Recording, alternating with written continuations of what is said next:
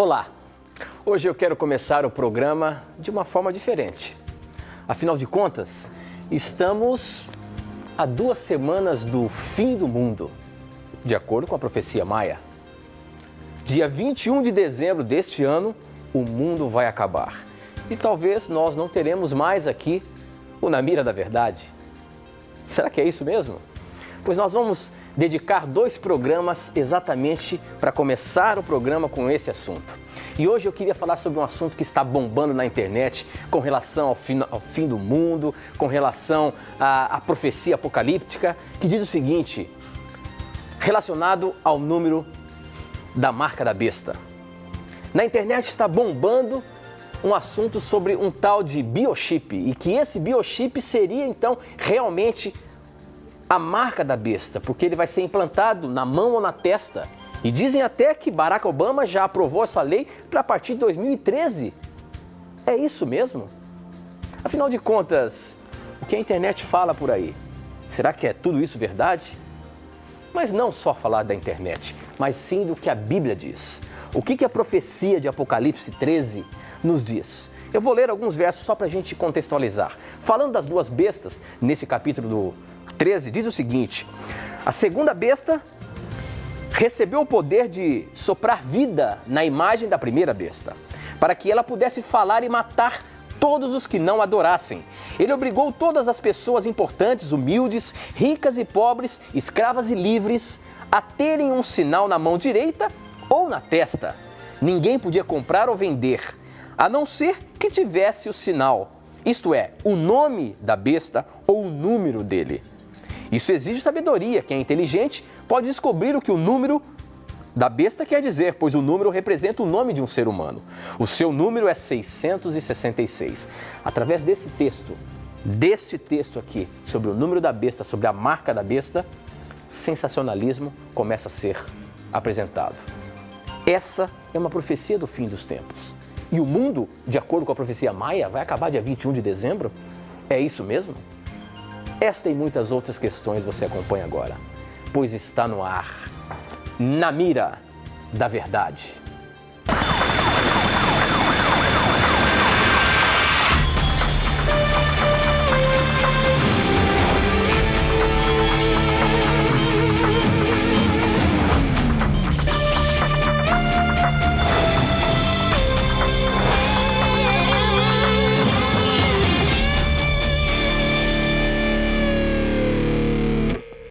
Olá, seja bem-vindo, já estamos no ar para o Brasil e o mundo através das ondas do rádio, da internet e da TV Novo Tempo espalhada por todo o nosso país. Mais uma vez eu agradeço a você pelo carinho da sua audiência e por fazer o programa Na Mira da Verdade acontecer, porque são as suas perguntas, são os seus questionamentos, são as suas dúvidas mandadas pra gente e colocadas na mira que fazem o programa acontecer. Muito obrigado pela sua participação. Um abraço a você que nos assiste através da Sky, a você que nos ouve através da rede de rádios Novo Tempo e a você que está nas mais de 630 cidades que recebem o sinal da Novo Tempo. Obrigado pelo carinho da sua audiência. Professor, vamos começar. Opa, professor, você está diferente hoje, hein, meu amigo? Tá bonito aí de cavanhaque? Como é que foi a semana, professor? Pois olha, amigo, a semana foi muito boa. Eu decidi mudar um pouco porque às vezes a gente enjoa da própria cara, não é?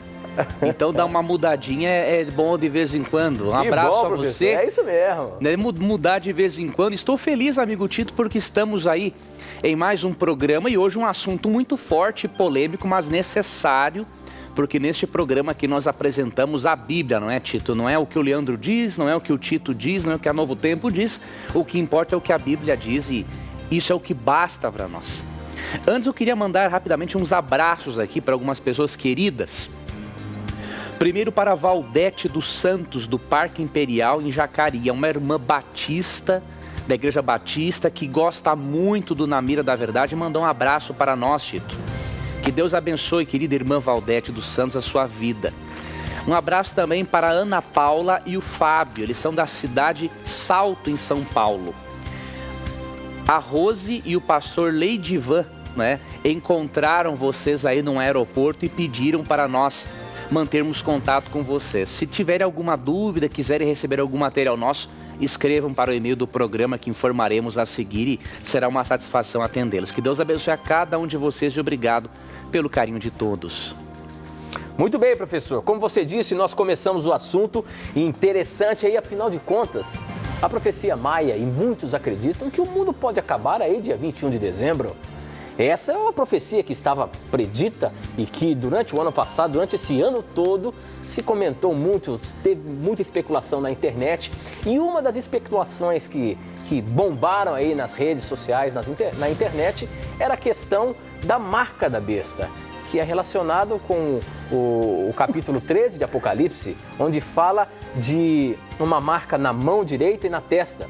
E aí encontraram uma forma de encontrar esse símbolo através de um biochip que já tem sido falado desde 1993, quando esse assunto começou a entrar em pauta. E aí, nos anos vão passando, em 2009, me parece que essa lei começou a ser trabalhada nos Estados Unidos, e dizem que essa lei foi já promulgada pelo o presidente Barack Obama, e diz que agora, a partir de março de 2013, vai ser obrigatório aos americanos. Mas a internet, se você pesquisar a fundo, não é isso que fala. Mas a pergunta não é essa.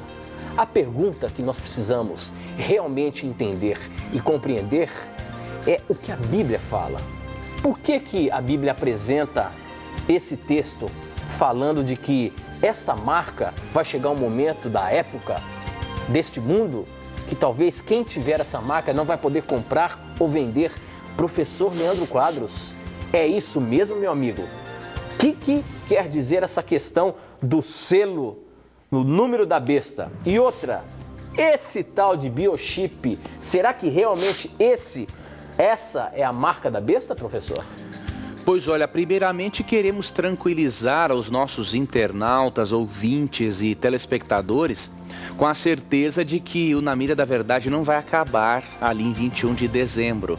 Por quê? Tem certeza, professor? Temos pela Bíblia. Opa! Porque ali, Tito, em Mateus 24:36, Cristo afirmou o seguinte: porém, daquele dia e hora ninguém sabe, nem os anjos do céu, nem o Filho, mas unicamente o Pai. Então, o dia da volta de Cristo, ninguém sabe, somente Deus. E, portanto, não será um calendário feito por seres humanos, pecadores como nós, que vai predizer o fim do mundo, que ocorrerá, diríamos assim, pela volta de Cristo. Então, quanto a isso, nós teremos ainda mais programas na Mira da Verdade. Em relação à marca da besta, é claro que num bloco de um programa, nós não podemos, querido amigo, abordar tudo sobre este assunto. Este é um assunto complexo, amplo, mas ao mesmo tempo, nós poderemos dar para você diretrizes bíblicas para você identificar o que é a marca da besta, para você se preocupar com aquilo que realmente é importante. Infelizmente, muito sensacionalismo é feito nos meios cristãos por causa desse chip, mas esse chip não tem nada a ver. Não importa se você vai ter um chip 2, 3, 4, 5, 6, 7 ou nenhum. O que importa é você ter um coração convertido e disposto a permanecer fiel à palavra de Deus até o fim. Isso é o que importa. Agora, professor, quando a palavra de Deus apresenta aí que através dessa marca você não vai poder comprar ou vender, isso é verdade? Isso é verdade. Quando nós lemos Apocalipse 13, diz que há duas bestas em Apocalipse 13, dois poderes políticos e um religioso. Esses poderes vão se unir e vão estabelecer uma marca, um sinal de identificação com tais poderes. Quem não aceitar este sinal, ele vai ser realmente proibido de comercializar. E aí a pessoa terá certas dificuldades, então ela terá que ter uma fidelidade, um relacionamento muito profundo com Deus para ela resistir neste tempo de tribulação, porque Cristo estará voltando para dar a recompensa aos seus justos e condenar tais poderes que estão levando pessoas à rebelião contra Deus. Mas para sabermos, amigo Tito, querido telespectador, ouvinte e internauta, o que é a marca da besta, precisamos saber primeiramente qual é o selo de Deus. Deus tem um selo e a besta, o poder representado pela besta, tem outro selo. Deus, na verdade, tem 2 selos. O primeiro deles é o selo do Espírito Santo. Lemos em Efésios 4, 30 e 31 que o Espírito Santo sela o crente com a sua presença para identificar esse crente como uma pessoa que realmente aceitou a Jesus. Só que Deus não tem só o Espírito Santo como selo. Ele também tem um selo que serve para identificar não apenas quem aceitou a Jesus, mas quem permanecerá fiel aos mandamentos de Deus. E aí é um segundo selo. E nós vamos ler sobre esse segundo selo. Eu vou ler para você que nos acompanha o que está em Ezequiel, capítulo 20, versos 12, 20 e 21. Diz o seguinte: e também lhe dei os meus sábados para que servissem de sinal entre mim e eles, para que soubessem que eu sou o Senhor que os santifica. Esse texto é muito complexo porque ele contém uma verdade muito forte. Aqui é dito que o sábado foi dado como um sinal entre Deus e as pessoas, para que as pessoas soubessem que é Deus quem santifica a vida delas. Ou seja, Deus não está passando aqui um mandamento legalista. Deus não está dizendo aqui que a guarda do sábado é um meio de salvação, mas está dizendo que é um sinal de identificação entre Deus e o seu povo. E quando o seu povo observa esse dia santo, está se identificando com um Deus santo que quer santificar a vida dessa pessoa. Esse conceito se repete em Ezequiel 20, 20 também. E diz o seguinte: e santificai os meus sábados e servirão de sinal entre mim e vós, para que saibais que eu sou o Senhor vosso Deus. O sábado é um sinal que identifica aquele que será fiel a Deus até o fim, além de ter aceito-o como Salvador pessoal. Agora, alguns desinformados dizem que isso aqui se aplica só ao povo de Israel. Se eles lessem o verso 21, não falariam uma barbaridade dessas. Porque no verso 21 é dito o seguinte: mas também os filhos se rebelaram contra mim, e não andaram nos meus estatutos, nem guardaram os meus juízos, os quais, cumprindo-os o homem, viverá por eles. Eles profanaram os meus sábados. Perceba, Deus está generalizando. Deus está dizendo que todo homem, não só os judeus, devem ter esse sinal de identificação entre Deus e o seu povo. O sábado é um lembrete da vida. É um lembrete de que Deus criou a vida neste mundo e de que Ele quer passar 24 horas com você em um profundo relacionamento. Agora tem um outro aspecto que nos leva a concluir por que o sábado é o selo de Deus. É um dos selos de Deus que identificarão os que serão fiéis a Jesus no fim dos tempos, quando ocorrer essa questão da marca da besta. Não saia deste canal, não desligue o programa, não pense que eu estou sendo um fanático. Espere concluirmos o raciocínio e você vai ver que biblicamente tem todo o fundamento isso que eu estou lhe explicando, tá bom? Então, olha que interessante. Quando você vai também para Isaías 8,16, você percebe que Deus tem um propósito muito especial na vida do crente. Isaías 8,16 diz o seguinte: liga o testemunho e sela a lei entre os meus discípulos. Aqui é dito que Deus quer selar a lei dele no nosso coração. A lei não nos salva, é o resultado da atuação de Deus em nós. É o resultado de uma vida consagrada a Deus, mesmo que tenhamos nossas falhas, nossas quedas. Mas a lei vai fazendo parte da nossa vida. Se a lei, de acordo com Isaías 8,16, deve ser selada nos seus discípulos, isso significa que é na lei que encontramos o selo de Deus. E Ezequiel 20, 12, 20 e 21 já nos deram um grande passo para essa interpretação. Mencionaram o sábado, o 4º mandamento. Agora tem um detalhe. Um selo, ele possui 3 características, um selo que identifica. Por exemplo, nos dias bíblicos, um rei tinha um selo, uma forma de um anel, onde ele carimbava um documento para identificar que aquele mandato era realmente de sua autoridade. quando você lê o 4º mandamento da lei de Deus, em Êxodo 28:11, você percebe uma coisa muito interessante, que o sábado tem as mesmas características do selo de um rei antigo nos dias do Antigo Testamento. Um selo identificava um documento como pertencendo a um rei, porque este selo tinha o nome deste rei, a sua função e a sua jurisdição, ou seja, onde ele dominava. Por exemplo, digamos que a presidente Dilma tivesse um selo hoje, como nos tempos bíblicos. Teria ali no selo nome, Dilma Rousseff, teria também a sua identificação, presidente, e sua jurisdição, o Brasil. O sábado possui essas 3 características aplicadas a Deus, meu amigo que nos acompanha. Veja, por exemplo, Êxodo 20, 8-11. Lembra-te do dia de sábado para o santificar. Deus já falou, lembra-te, porque sabia que muitos iam esquecer. 6 dias trabalharás e farás toda a tua obra, mas o 7º dia é o sábado do Senhor teu Deus. Nome daquele que é proprietário do selo, Senhor Deus. Não farás nenhum trabalho, nem tu, nem teu filho, nem tua filha, nem teu servo, nem tua serva, nem o teu animal, nem o teu estrangeiro que está dentro das suas portas.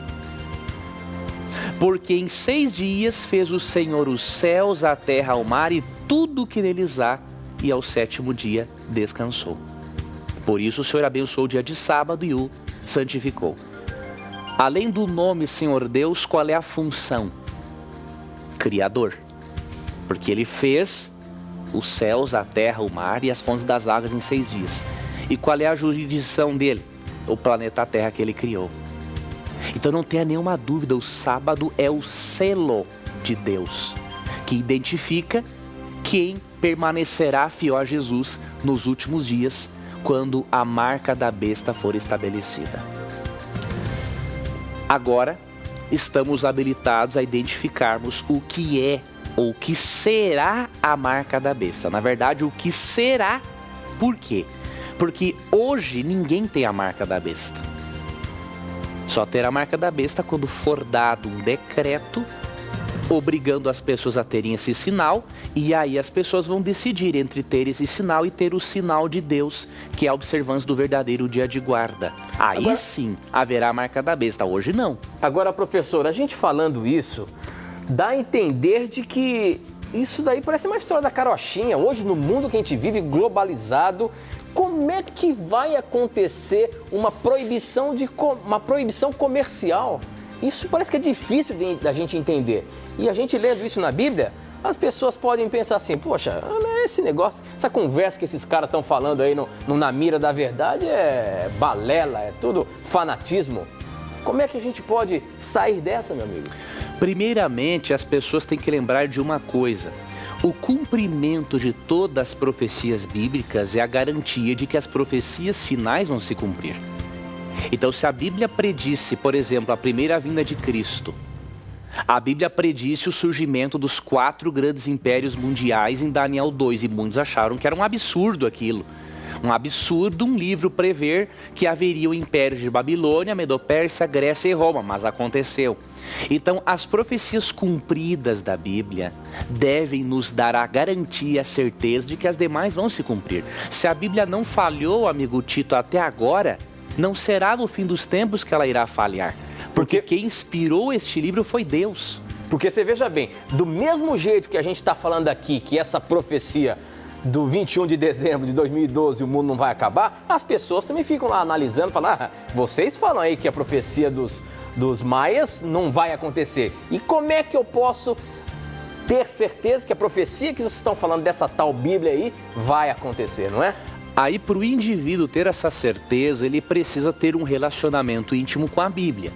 Ele precisa estudar as profecias bíblicas e perceber que, de maneira alguma, homens falhos como nós e que escreveram o texto bíblico poderiam predizer acontecimentos com séculos e até milênios de antecedência. É verdade. Não é, Tito? Então, quando o indivíduo, por exemplo, mantém um contato com o livro de Daniel e percebe que muitos séculos antes da existência dos grandes impérios mundiais, Daniel já falava deles, o indivíduo vê que esse livro é um livro sobrenatural. Quando o indivíduo mantém contato com Mateus 24, que mostram todos os sinais da volta de Cristo, o indivíduo vê que realmente esse livro é sobrenatural, como que escritores que escreveram há mais de 2000 anos iam saber coisas que acontecem em nosso tempo. Por exemplo, em 2 Timóteo 3, 1-5 fala que nos últimos dias os filhos seriam desobedientes aos pais.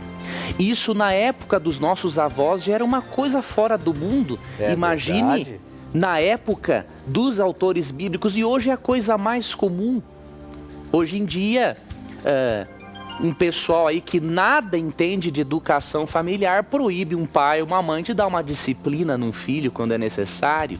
Você entende? Então, o mundo se encaminha para um rumo que a Bíblia já predizia.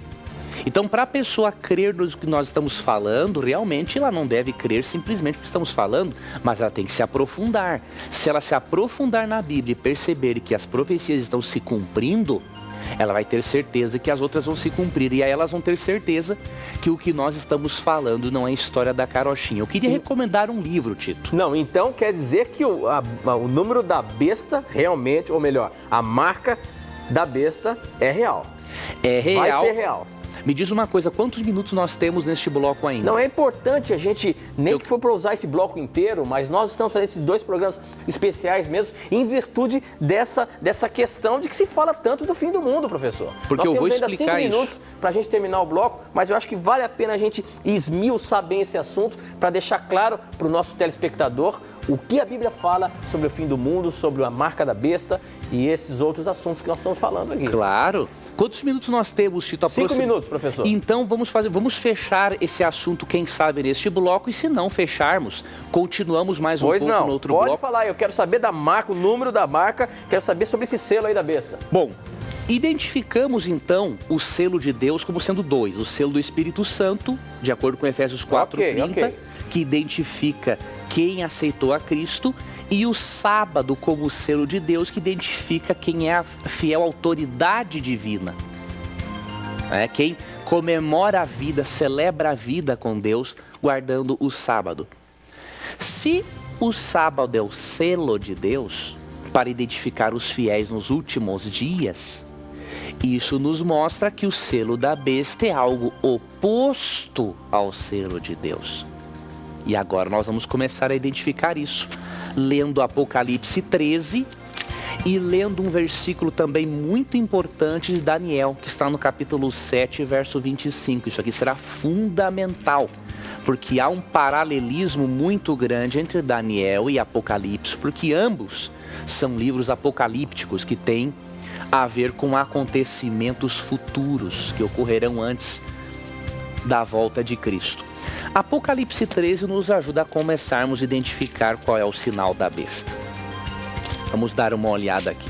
Se você quiser, eu leio aqui o 13, você já procura aí o Daniel. Então vamos fazer o seguinte, Tito, eu vou pedir para você ler o 13. Você vai ler do capítulo 13. Você vai ler... Vamos fazer o seguinte, abre você em Daniel 7:25, porque aqui eu vou selecionar vários versos. Daniel o quê?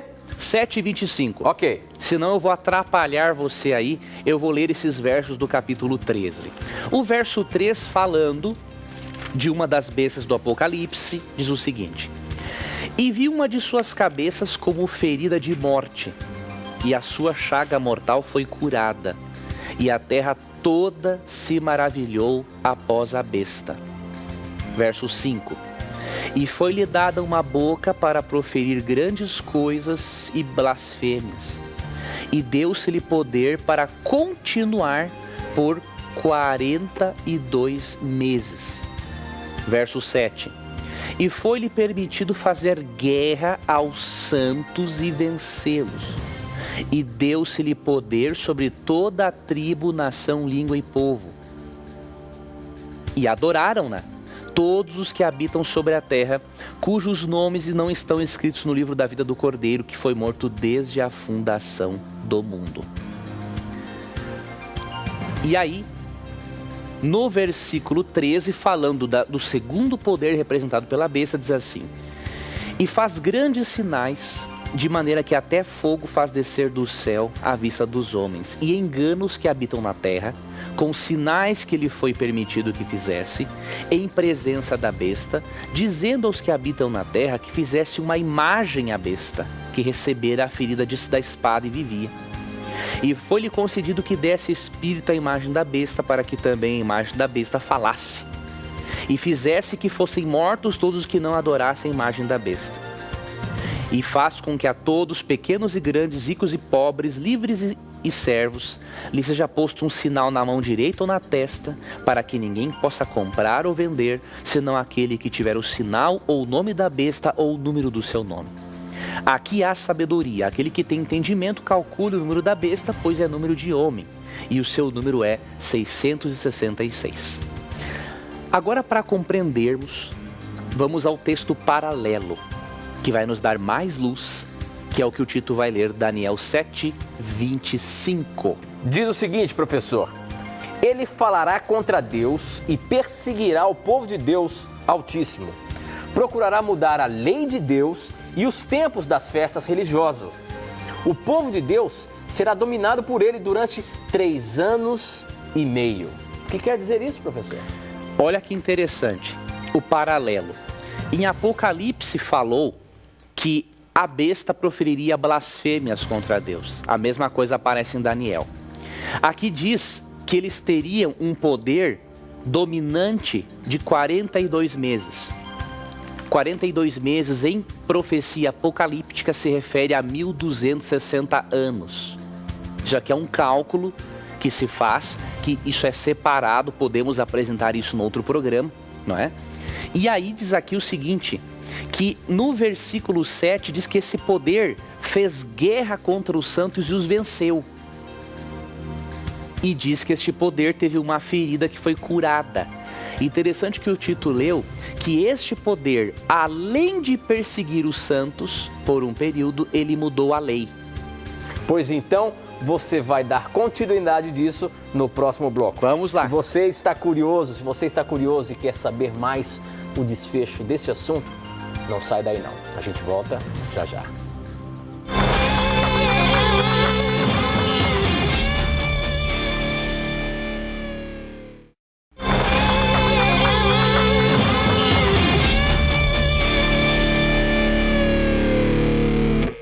Estamos de volta, agora são 21 horas e 34 minutos, estamos ao vivo, esta é a Rede Novo Tempo de Comunicação, você está assistindo aí o programa Na Mira da Verdade, onde quer que você esteja, se você está nos assistindo através do canal aberto, nas mais de 630 cidades do nosso país, ou então em qualquer lugar do mundo, como por exemplo temos pessoas aqui da Irlanda que estão acompanhando a gente, mandar um abraço carinhoso para o Robert, que está aí seguindo a gente no Twitter, ele já postou aqui a sua pergunta, já já a gente vai colocar na mira, viu, Robert?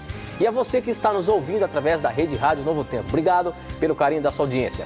No bloco anterior, durante esse programa, na verdade, nós estamos falando sobre as profecias bíblicas do fim dos tempos, uma vez que o mundo aí está pregando de que o mundo vai acabar no dia 21 de dezembro. Alguns acreditam nessa profecia maia. Nós estamos mostrando aqui o que a Bíblia fala relacionado, por exemplo, à questão da marca da besta. Uma das perguntas que abriu o programa é com relação à marca da besta, de um tal biochip que está sendo divulgado aí, de que esse seria a marca da besta. E nós estamos mostrando na palavra de Deus o que é a marca da besta.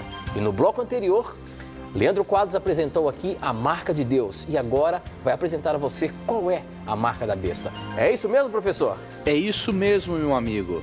Vamos dar continuidade à explicação.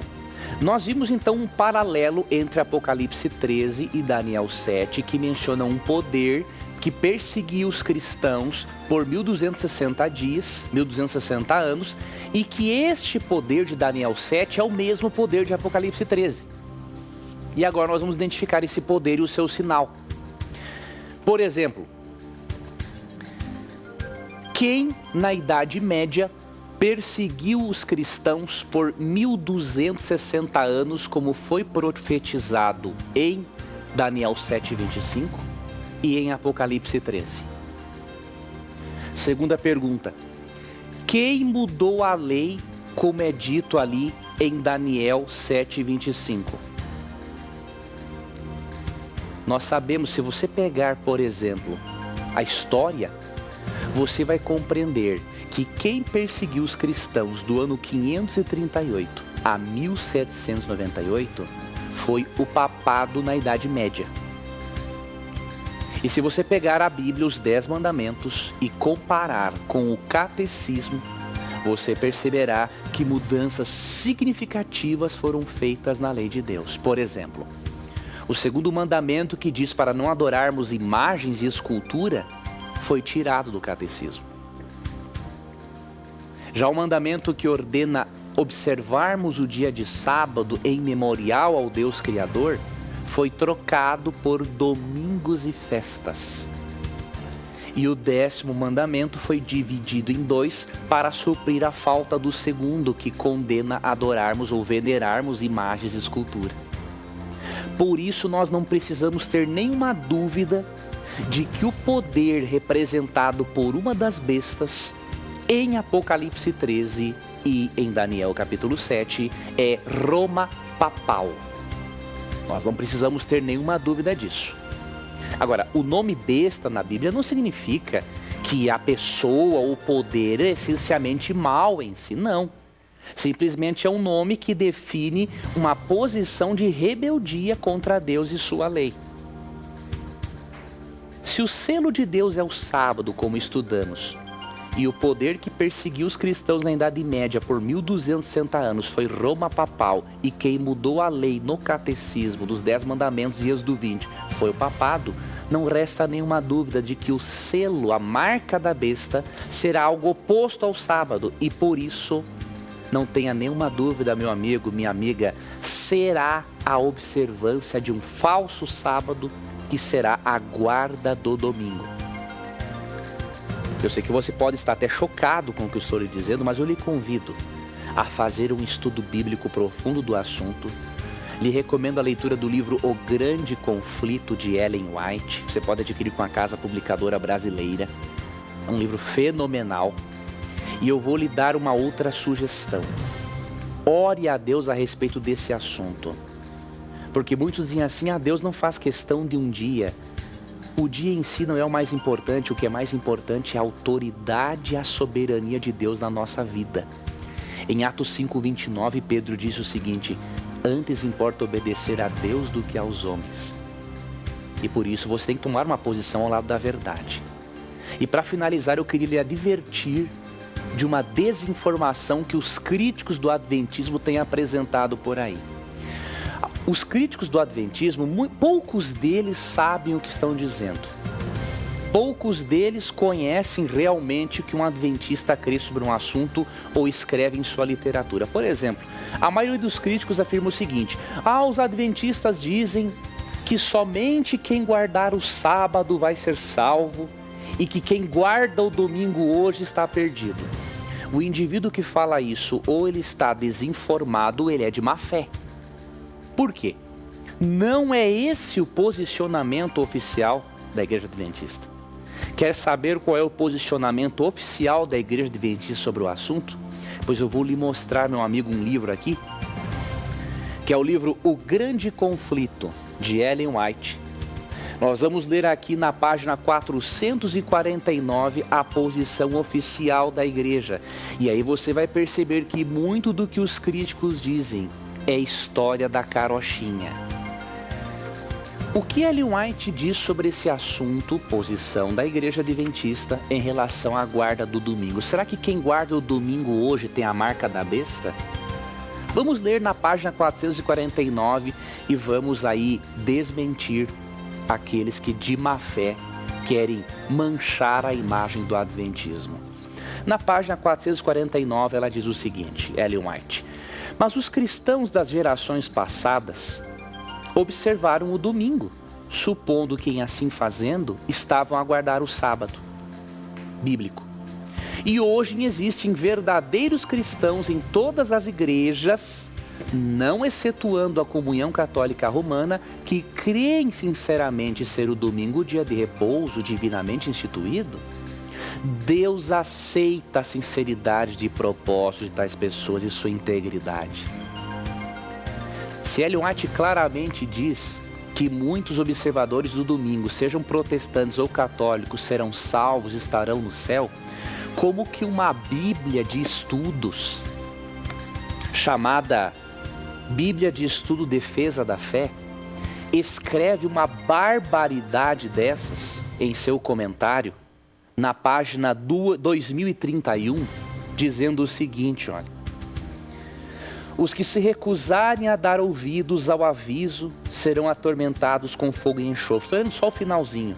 De acordo com esta teoria sobre Apocalipse 14, não é? Somente as pessoas que aceitarem a mensagem da igreja adventista serão salvas. Uma Bíblia séria, promovida por uma editora séria? Como é que pode afirmar uma barbaridade dessas? Se isso não tem embasamento escriturístico, só pode que se basear numa fonte secundária ou terciária que nada sobre o assunto. Ellen White diz claramente o contrário. Ela coloca, assim como a Bíblia, o domingo como o sinal da besta, no futuro. Hoje nenhum irmão evangélico ou irmão católico sincero que vive de acordo com a luz que ele tem, ele pode ser considerado como tendo a marca da besta. Isso é horroroso, isso não faz parte da nossa teologia. Então essa Bíblia de estudo, que é uma Bíblia séria, deu um baita de um vacilo aqui neste comentário da página 2031. Agora, no futuro, aí a coisa é diferente. Olha o que diz aqui na mesma página 449 do livro Grande Conflito. Quando, porém, a observância do domingo for imposta por lei e o mundo for esclarecido relativamente à obrigação do verdadeiro sábado, quem então transgredir o mandamento de Deus para obedecer a um preceito que não tem maior autoridade que a de Roma, honrará desta maneira ao papado mais do que a Deus. Prestará homenagem a Roma e ao poder que impõe a instituição que Roma ordenou. Adorará a besta e a sua imagem, que é o domingo.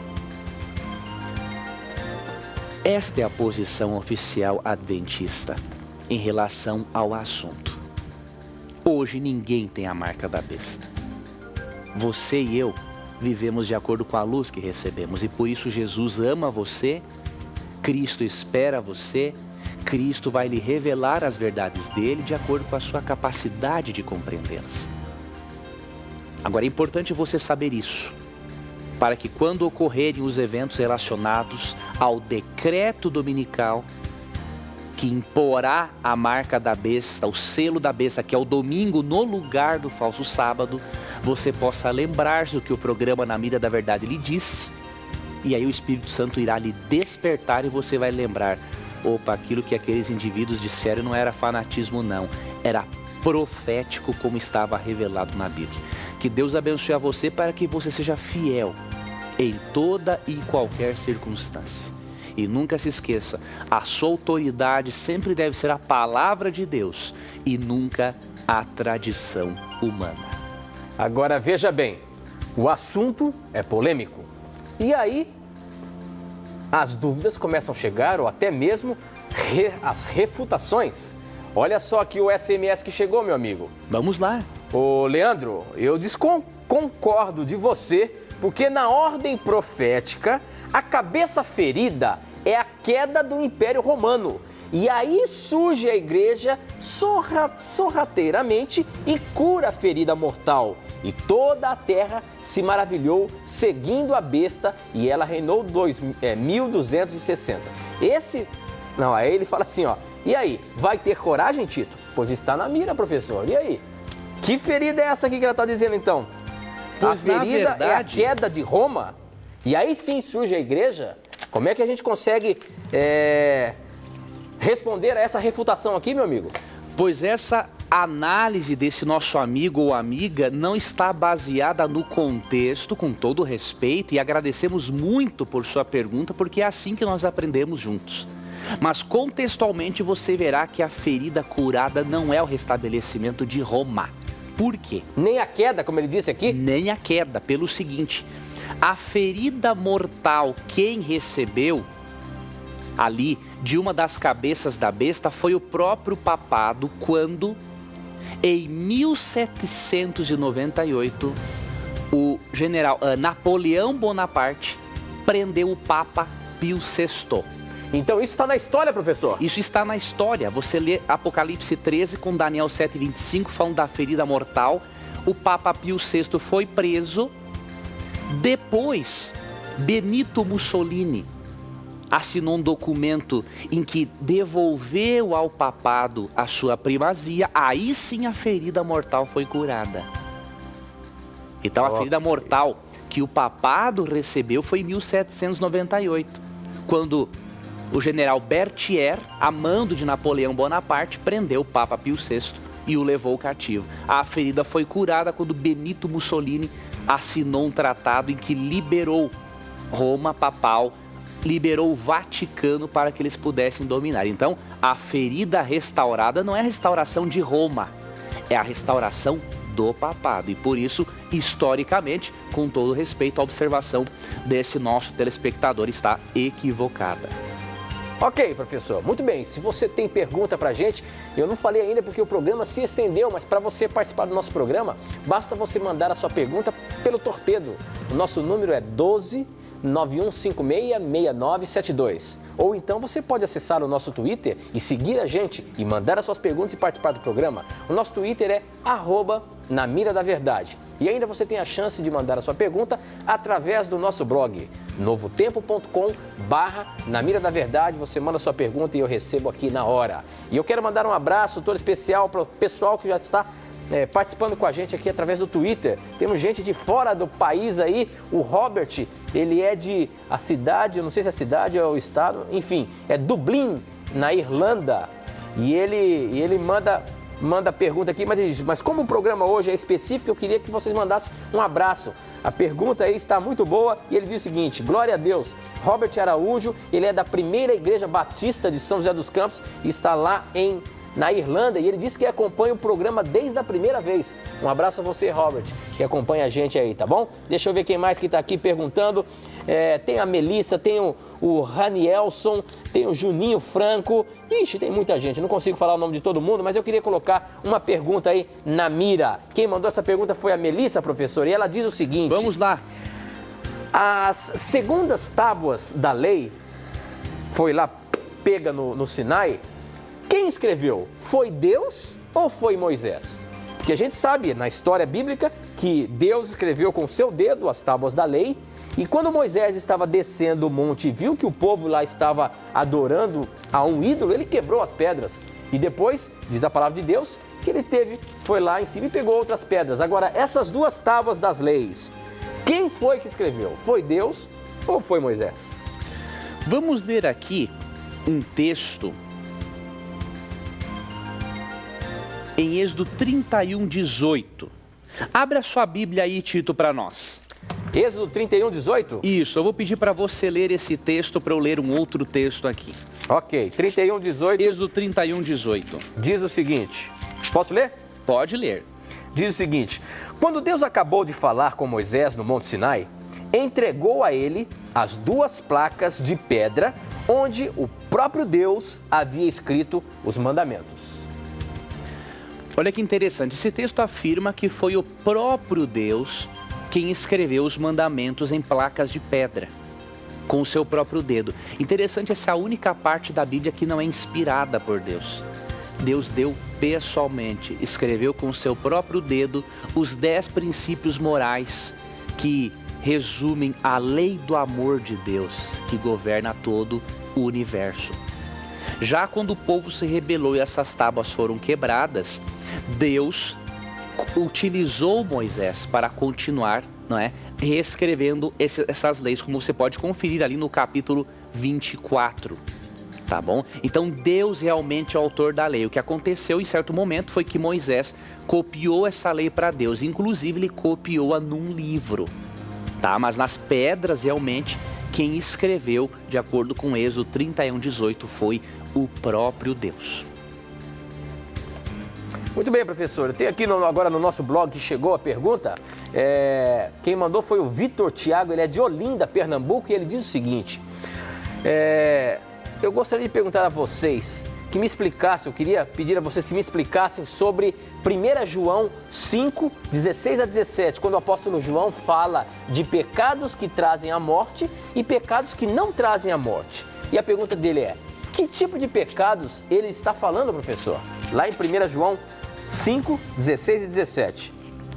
Pois olha, o texto diz o seguinte, se alguém vir seu irmão cometer pecado que não é para a morte, orará.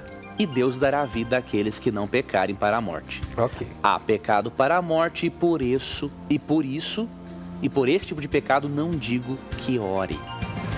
Os especialistas bíblicos se dividem em relação a isto, porque o texto não é muito claro. Agora, há algumas observações aqui a serem feitas. Alguns creem que o pecado para a morte seria um tipo de pecado em que a pessoa cometeu algo grave perante a lei, e aí ela foi condenada à pena de morte. Então orar por essa pessoa para que ela seja livre da pena de morte não vai adiantar. Você pode orar pelo perdão de Deus em relação a ela, mas nesse sentido não. Agora há outros comentaristas, e a maioria segue por esta linha, dizendo que o pecado imperdoável de 1 João 5,16, ou melhor, o pecado para a morte, em 1 João 5,16 e 17, é o mesmo pecado imperdoável de Mateus 12, 31 e 32 e de Lucas 13, 28 e 29. Este é o pecado contra o Espírito Santo. O pecado contra o Espírito Santo é um endurecimento do coração no qual uma pessoa se encontra depois de rejeitar os apelos do Espírito Santo durante toda a vida, para que esta pessoa aceite a Jesus como Salvador. Então a pessoa chega num nível de endurecimento tão grande que ela não quer mais ouvir a voz do Espírito Santo. E aí ela cometeu o chamado pecado imperdoável e obviamente não há mais perdão e aí está destinada à morte eterna. Então o texto fala de um desses dois tipos de pecados, mas o mais provável, de acordo com muitos comentaristas, é que o pecado para a morte, em 1 João 5,16, seja o pecado imperdoável em Mateus 12, 31 e 32 e em Marcos 3, 28 e 29. Professor Leandro Quadros, olha só o que chegou aqui pelo SMS agora. E vai entrar na mira. Deixa eu ver se tem um nome aqui. Tem sim. O seu Domingos Severiano fala o seguinte. Sou da Assembleia de Deus e tenho uma grande admiração pela Igreja Adventista, mas fiquei decepcionado ao saber que a Igreja Adventista, no livro Tratado de Teologia, diz que tomou um voto de que Ellen White é a única profeta dos últimos dias. A Igreja, ao fazer isso, não se coloca igual à Igreja da Idade Média? Tem a Igreja poder de decidir que não terá mais profetas? Aí, quem decide? É Deus ou a igreja? E como fica 1 Coríntios 1, de 3 a 6? E 13, 9 e 10? E Joel também, 2, 28? Professor Leandro Quadros, você está na mira, meu amigo. E aí, como é que fica? Vamos lá. Veja bem, querido Tem o livro tratado aí ou não? O Tratado de Teologia. Pois olha, o tratado nós temos, eu creio, até aqui, mas a página tem que saber qual é o capítulo que o irmão leu isso, porque se ele leu... Não, o tratado não está aqui agora, mas nós podemos trazer para o próximo programa. O Tratado de Teologia, talvez o capítulo que o irmão tenha lido, ele pode até nos informar depois, talvez o capítulo lido tenha sido o capítulo que fala do dom profético. Então nós precisamos ter certeza se foi neste capítulo. Agora, a informação que eu tenho para lhe passar, querido irmão da Assembleia de Deus, primeiramente, você tem toda a razão em dizer que igreja alguma pode delimitar o dom profético. Ok. Né? O irmão tem toda a razão, porque em Atos 2, 17 e 18 é dito claramente que o dom profético sempre fará parte da trajetória do povo de Deus. Até vou ler esse texto. E isso é um ensinamento da Igreja Adventista, né? Agora eu vou lhe ajudar nessa declaração aí que possivelmente tem apresentado isso. Em Atos 2,17 fala assim: nos últimos dias acontecerá, diz Deus, que do meu espírito derramarei sobre toda a carne. E os vossos filhos, as vossas filhas profetizarão, e os vossos jovens terão visões, e os vossos velhos sonharão. Então o dom profético não é limitado a uma pessoa. O que o Tratado de Teologia diz é o seguinte, que até o momento o dom profético de forma mais atuante foi dado a Ellen White. Mas o tratado não coloca ela, como diríamos assim, a última profetisa e acabou. Não é esse o propósito do Tratado de Teologia.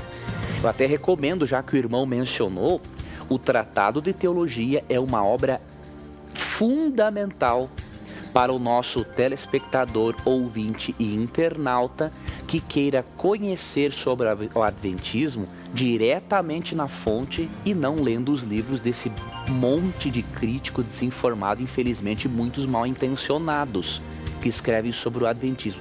É cada livro que eu mantenho contato que muitas vezes você não sabe se chora, se ri, se você chuta o balde, porque tem coisas que escrevem que não dá para entender como que uma pessoa que às vezes tem até formação acadêmica escreve uma barbaridade dessa. Então eu recomendo o Tratado de Teologia, uma obra com mais de 1000 páginas em que você vai poder conhecer de forma sistematizada as 28 doutrinas da igreja, né? Então você pode adquirir com a CPB, né, Casa Publicadora Brasileira, pelo telefone 0800 979 0606, pelo site cpb.com.br.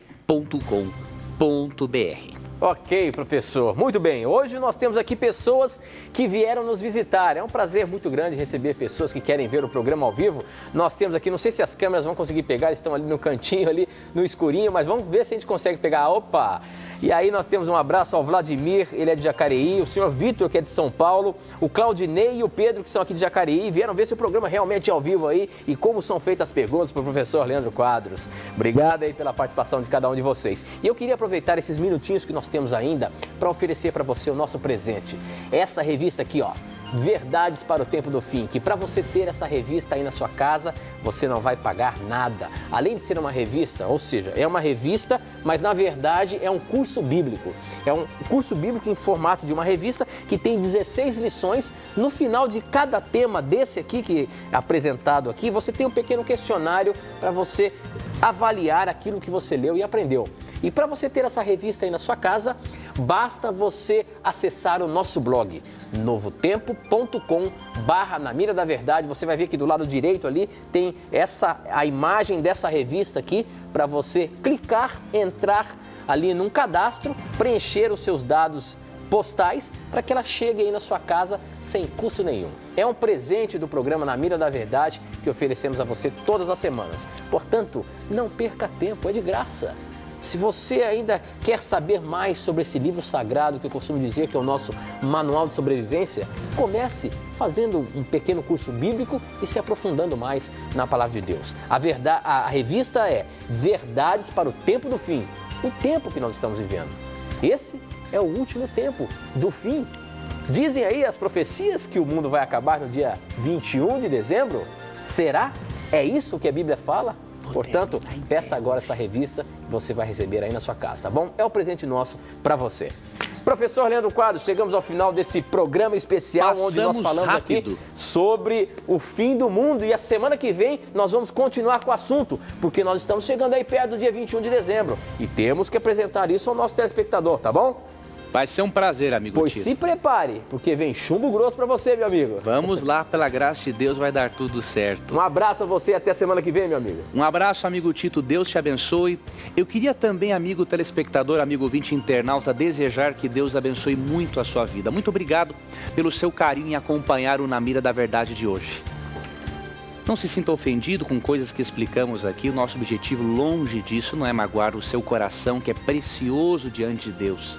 E para nós também. O nosso objetivo é levar a verdade bíblica de forma clara, cristalina, para que você possa compreendê-la. Que o Espírito da Verdade, de João 16:13, guie você a toda a verdade. E nunca esqueça, sempre que você tiver a coragem de perguntar, a Bíblia terá a coragem de lhe responder. Um abraço e até a próxima. E você sabe, aqui neste programa, sempre as suas dúvidas, sempre os seus questionamentos estarão na mira da verdade. Tchau!